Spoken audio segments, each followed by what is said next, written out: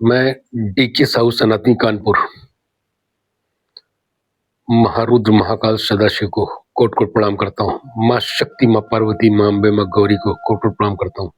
भगवान राम, भगवान कृष्ण, बागेश्वर धाम बालाजी एवं पूज्य गुरुदेव धीरेन्द्र शास्त्री जी को भी कोट कोट प्रणाम करता हूँ। बंधुओं, जैसा कि हम आप सभी ने देखा,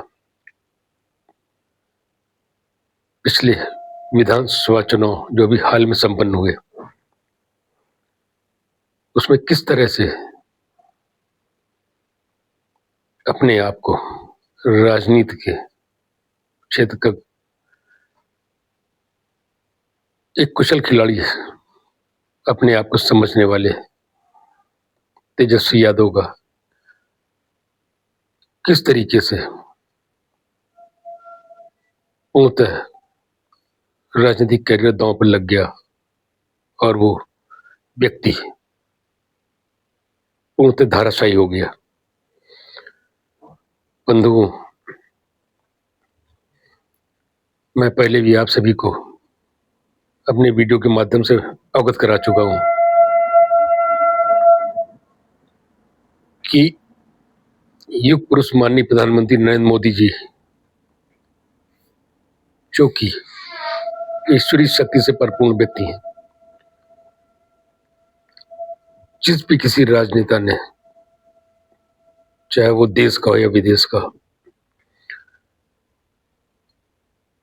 उनका अपमान करने की कोशिश की है, उन्हें अपशब्द कहे, उसका राजनीतिक करियर पूर्णतः धूल दूषित हो गया है। बंधुओं, जैसा कि आप सभी ने देखा, महाराष्ट्र में बहुत से बड़े राजनेता, मध्य प्रदेश में बहुत से राजनेता, दिल्ली में बहुत से राजनेता, उत्तर प्रदेश में बहुत से राजनेता एवं बिहार में बहुत से राजनेता पिछले चुनाव में किस तरीके से मोदी विरोध करने के कारण, भाजपा विरोध करने के कारण,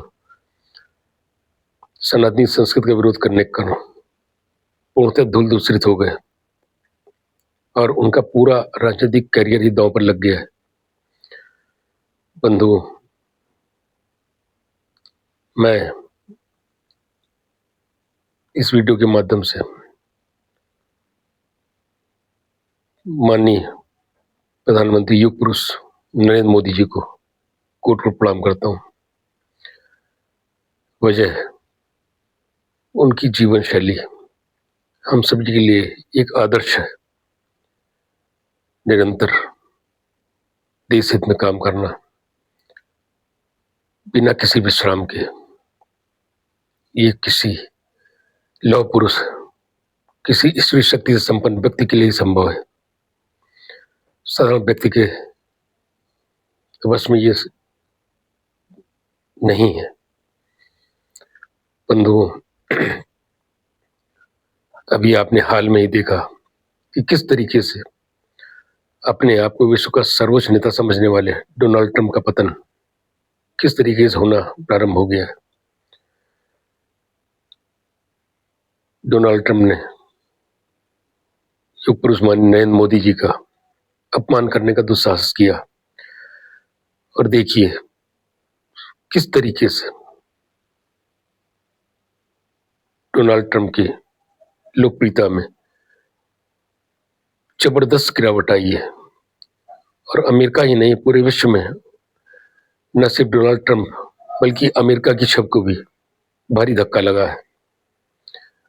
बंधुओं, इसी कड़ी में इस वीडियो में मैं उत्तर प्रदेश के महानायक मुख्यमंत्री योगी आदित्यनाथ जी को भी कोट कोट प्रणाम करता हूं, क्योंकि जिस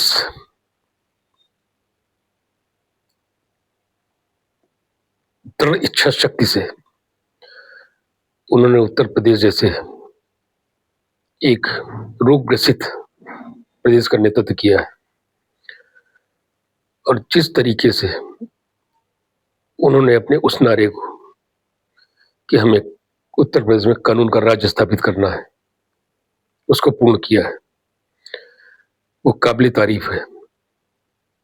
और उत्तर प्रदेश का हर नागरिक इस समय अपने आप को पूर्णतः सुरक्षित महसूस कर रहा है और अपराधियों की, माफियाओं की लूट खसोट से पूर्णतः बचा हुआ है। बंधु, इस वीडियो में मैं आपका ध्यान एक और विषय की ओर आकर्षित करना चाहूंगा और वो है पिछले 1 वर्ष में होने वाली बांग्लादेशी घटनाओं की ओर। पिछले 1 वर्ष से बांग्लादेश में हिंदू मूल के निवासियों पर जबरदस्त अत्याचार हो रहे हैं। उन्हें बिल्कुल जानवरों की तरह मारा जा रहा है। अभी 2 दिन पूर्व बांग्लादेश का एक जिला मेमनसिंह, वहां पर रहने वाले भारतीय मूल के बंधु दीपचंद दास की किस तरीके से भीड़ ने कुचलकर हत्या कर दी, साथ ही उनके शव को पेड़ पर टांग के जला दिया। ये सब देख सुनकर मन पूरे देशवासियों का दुखी और द्रवित हो गया। बंधु, हमारे देश के विदेश मंत्री, जो कि दृढ़ इच्छा शक्ति के मालिक हैं, श्री एस जयशंकर जी, उन्होंने कल जो बयान दिया, हम सभी उसका समर्थन करें। उन्होंने कहा अगर बांग्लादेश में भारतीय मूल के निवासियों पर अत्याचार नहीं रुका, उनकी हत्याएं नहीं रुकी, तो फिर भारत की सेना को माकूल जवाब देना होगा बांग्लादेश को। मैं समझता हूं कि उन्होंने जो कहा, हर देश का नागरिक, पूरे देश का नागरिक इस बात से पूर्णतः सहमत है कि अब अत्याचार की इंतहा हो चुकी बांग्लादेश में और भारतीय सेना को अब कुछ ना कुछ एक्शन अवश्य लेना चाहिए इस अत्याचार को रोकने के लिए। बंधुओं, मेरा आप सभी से एक विनम्र निवेदन है पुनः कि जो भी राजनेता देश के अंदर सनातनी संस्कृति को अपमानित करने का कार्य करे, सनातनी संस्कृति के विरोध में बोले भाषण दे, ऐसे राजनेता को गद्दी पे कभी नहीं पहुंचने देना है। अपना कीमती वोट ऐसे राजनेताओं को कदापि ना दें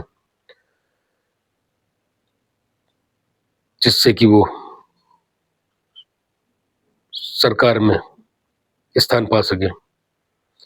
बंधु, मेरे इस प्रण के साथ सहयोग करें और इस प्रण को अवश्य पूरा करें। इन्हीं शब्दों के साथ मैं अपनी वाणी को विराम देता हूँ। जय हिंद, जय भारत, जय हिंदू राष्ट्र।